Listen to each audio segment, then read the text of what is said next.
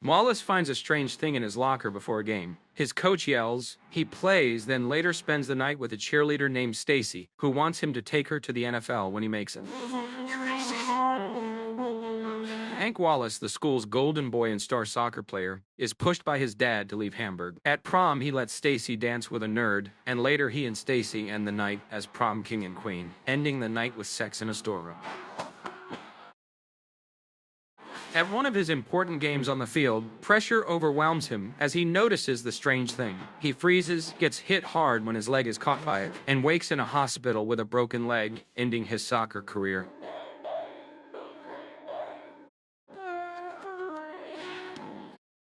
Life slows and Hank grows old. He helps at his dad's bar, works at a supermarket, then loses his father to a heart attack. He drinks, joins group therapy for alcoholics, and becomes a janitor at his old school. While gardening, he sees the strange thing again. This time, he isn't surprised.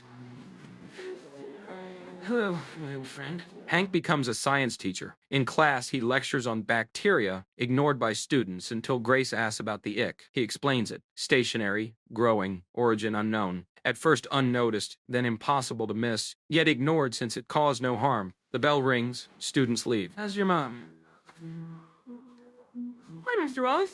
At lunch, Grace talked about the ick, but friends dismissed her. Later, another teacher brings up the ick with Hank. From the back, students joke, flashing signs for him to sleep with her. Maybe I'm better. You have to take this problem seriously, not turn it into a meme. Another teacher called Sophia talked about the ick with Hank. From the back, students snicker, holding up a sign telling him to sleep with her. Oh my god, he's a cute boy. Friend another one.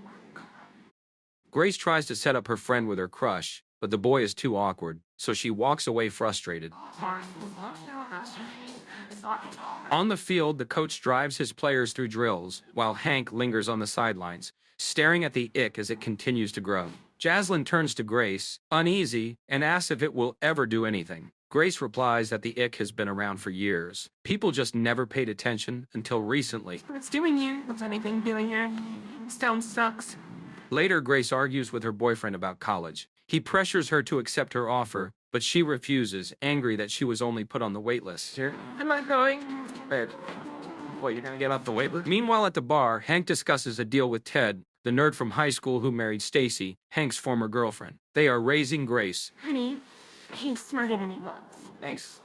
Grace asks Hank if people have been drinking from the ick. He answers that it's possible. Ted brings up how Grace has been down since the Ivy League rejection. When Stacy casually mentions that Grace is a Capricorn, Hank freezes. The thought creeps in. Grace might be his daughter. Quietly, he decides to confirm it by taking saliva samples from his student's science project for a secret paternity test. At home, Ted rambles about his car, ignored by both Stacy and Grace. Tension grows, leading to another fight between Ted and Stacy. Grace pleads with them to pay attention to the ick, but they brush her off, dismissing her fears. At home, Hank discovers a large ick sitting in his living room. Disturbed, he throws it out but keeps a small piece to study. He learns it grows whenever the lights are turned off. The discovery rattles him, and he escapes into nostalgia, listening to the old playlist he once made for Stacy back in high school. Soon the news breaks. People are licking the ick for viral videos, treating it like a joke instead of a threat. Hank grows uneasy. He tries offering Grace a recommendation to help with her college waitlist, but she refuses, assuming it's another ploy by her parents. Her boyfriend Dylan confronts Hank, warning him that he's too old for her. Yeah, dude, you're old. At school, Hank shares a casual conversation with Sophia, the Spanish teacher. But when he said an inappropriate phrase he picked up from someone else, she slaps him and storms away. Later that night at the bar, a strange man enters asking for whiskey. Hank serves him glass after glass, noticing the man's sickly appearance. Before Hank can call for help, the man vomits violently. An eruption of ick bursts from his mouth and swallows Hank's cat whole. Horrified, Hank fights back as the man lunges at him, his body producing more ick. In desperation, Hank shines a light. The growth bursts into flame, screeching, before fleeing the bar into the night. Grace spends the night partying with her friends. Back at the bar, police arrive to question Hank, but he notices something off. They carry the same strange injuries as the infected man. Instead of arresting him, they act like rowdy teens, insisting he party with them. Hank refuses, but they drag him toward their car. Inside, he sees Sophia, the Spanish teacher, infected like the others. Ick spills from her mouth. Hank smashes a window, escapes, and runs for his car. Meanwhile, Grace voices her worries about the ick to her boyfriend, but he brushes her off. At the same time, Hank calls Grace, warning her to leave the party. He tells her that if he doesn't make it, she should know he might be her father, but he dialed the wrong number, which was his old one-night stand. The cops chase him. Hank's car is trapped by a massive ick growth on the road, but he breaks free. On his escape route, he encounters an infected cow. He dodges it, but the police crash straight into the animal, killing it. Hank bursts into the party, urging everyone to get out. He warns that the ick is spreading, infecting people, turning them into something close to zombies. The crowd laughs him off. He finds Grace, pleading with her to come with him. Her boyfriend cuts him down, accusing him of chasing the daughter after losing the mother. Hank tries one last time, but Grace refuses. Broken, he leaves. Dylan pressures Grace into sex, but she refuses. He turns to her friend Jaslyn instead, and they hook up while outside. The ick begins spreading around the house. In the bathroom, a teacher experiences flickering lights. A chunk of ick drops onto his face. When he looks up, a massive growth devours him whole. Nearby, another student is dragged under in the pool by an ick, and chaos erupts. Students are attacked and consumed, the party turning into a massacre. Jaslyn transforms into an ick zombie mid-makeout with Dylan. Grace wakes in a room to find an ick clinging to the ceiling above the bed. It lunges, but she shields herself under the blanket. Hank arrives just in time to pull her to safety as the room fills with spreading growth. Just when it seems hopeless, light pierces through the window, halting the attack. The federal ick response team arrives, corralling survivors into a town store. They order everyone to stay put, admitting resources are limited. But the residents are more concerned about prom the next day. They defy orders and leave, treating the threat lightly.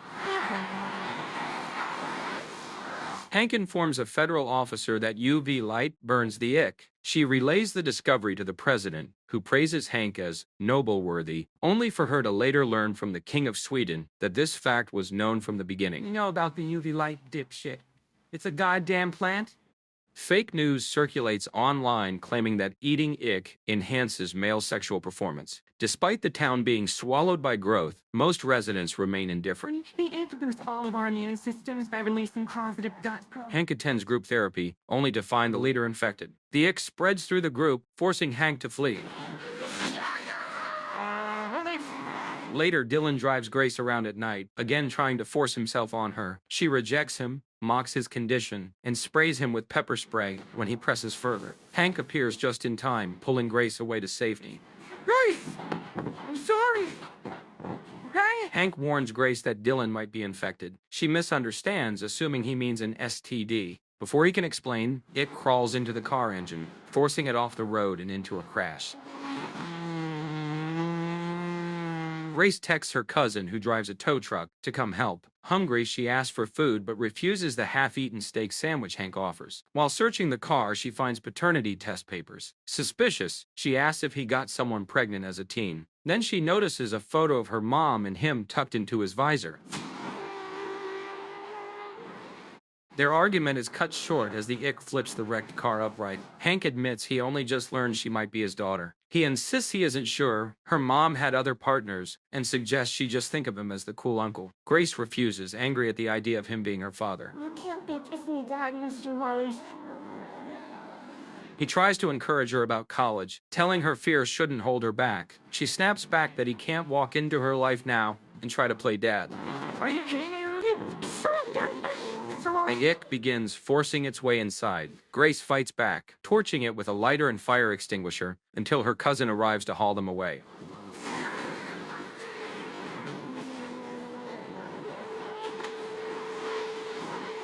At the bar, Hank sees an apparition of his dead father. His father claims the ick consumed him, and that its mission is to save the world through contradiction and confusion. When his father extends a hand, Hank sets the bar ablaze and walks away.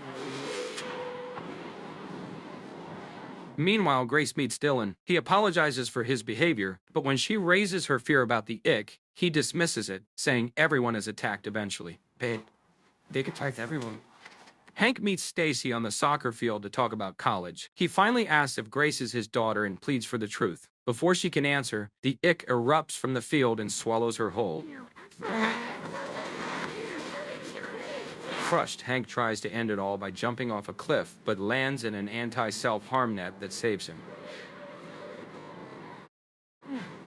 Grace goes to prom with Dylan. While dancing, she encourages her friend Heather to ask out Griffin, the boy she likes. Dylan tells Grace he is not going to college and that he wants to stay in town with her. Grace and Dylan are crowned prom king and queen.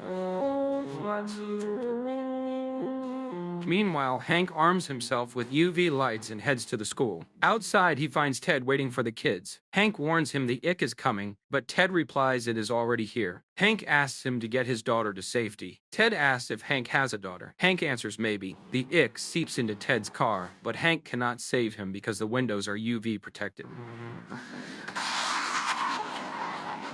Inside, Dylan tries to pressure Grace into following prom tradition in the storeroom. The ick sweeps across the school, killing students. Grace resists Dylan, and just as he forces her, Hank bursts in and tells her Dylan has the ick. They discover Dylan already infested, his body twisted and hostile. Together, Hank and Grace fought him off and destroyed him. Hank tells Grace what happened to her parents. Meanwhile, Heather and Griffin hide in a classroom but flee when the ick bursts in, joining Hank and Grace. Hank shares his plan to use UV radiation from the field lights. You could have just opened it. I mean, that was super dramatic. They run to the control room. Grace hugs Hank and begs him not to die. He charges onto the field while the others work on the wires. A massive ick rises from the ground. Hank manages to throw a ball and trigger the lights, freezing the growth across the field. Rejoining the survivors, he leads them towards safety, but the ick tears down the UV poles. Hank tells them to run to higher ground. They climb a pole, but many fall, consumed by the ick. Only Hank, Grace, Heather, and Griffin reach the top, where sunlight finally touches them. The ick freezes in the rays, but hope fades as clouds cover the sky. They cling to one another. Hank tells Grace he is proud of her, whether or not she is his daughter. Just as the ick closes in, the clouds part. Sunlight returns, freezing the ick and freeing them. Sorry.